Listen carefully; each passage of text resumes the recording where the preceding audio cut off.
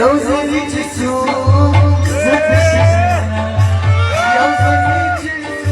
مینو خدای دې تباه نه کا د دې تور باټینګر والا څه کیسه ده سم د کشمیر مسله ترې نه جوړه ده د دې خبرې وضاحت وکړه هلته کې زاهد خوړلي وو په هغه باندې څه چل شوی دلته زمونږ ګاونډیانو خوړلي وو په هغې باندې هم څه چل شوی وو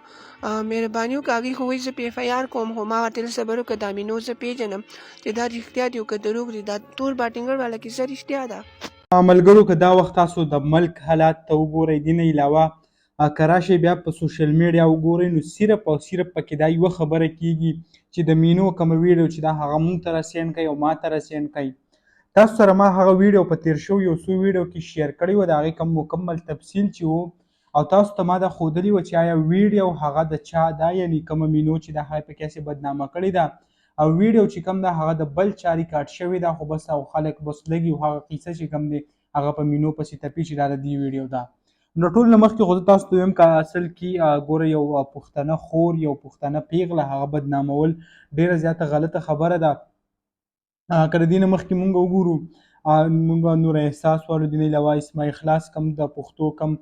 شاعرانې چې دي هغه چې کله راووتې بیا داسې څه چل وشو چې هغه هم څه تصویران او څه له خلکو پیدا کړه چې دا وایرل شو دا شو نو بیا به خلکو دونه ډېر زیات شیر کول چې هغه اخر په دې مجبوره کړي چې کوم هغه اکاونټونه چې وو هغه هم ډیلیټ کړه خو بیا هم صبر نه شوې او بیا دې طرف ته رالي همدغسې که تاسو وګورئ مینو تر اوسه پورې لکه ماسک یې لګولی مونږ خو پیله دا وایو چې لکه دا ښه خبره نه ده چې یو پښتنه پیغله داسې سوشل میډیا طرف ته راشي خو بلکې که راشي هم نو که په پرده کې راشي نو هغه بیا هم لکه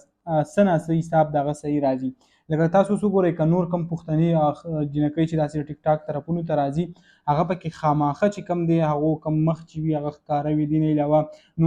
نور کم رد بد چې دی هغه وایي خو مینو چې کم ده که دا تاسو وګورئ د هغې مخ پټو یعنې ماسک صحیح ورته لګولی وي دې نه علاوه کم نور د هغې داسې څه غلطه خبره نه ده راغل خو بلکې کم خلکو چې پسې اوس کم دروغ جوړ کړي یا کم د هغې یو ویډیو هم راغله په هغې کې خلکو ته ویل دي چې زه تر اوسه پورې چې کم دی داسې په لمن مې داغ هم نه لګېدل دی او ټول تفصیل چې کم دی وایي هغه به زه په تیر شوي یو څو ورځو کې به زه تاسو سره وړاندې کوم خو کم پښتنو چې دی هغه پسې ډېر زیات غلطې خبرې شروع کړي زه تاسو ټولو ته یو ریکویسټ کوم چې برای مهرباني دې نور قلار شي او دا کومې قیسې چې خاص طور په فیسبوک ګروپونو کې روان دي چې آیا ویډیو ما وکته او که چاته پکار دي چې ورته ورسینډ کړم او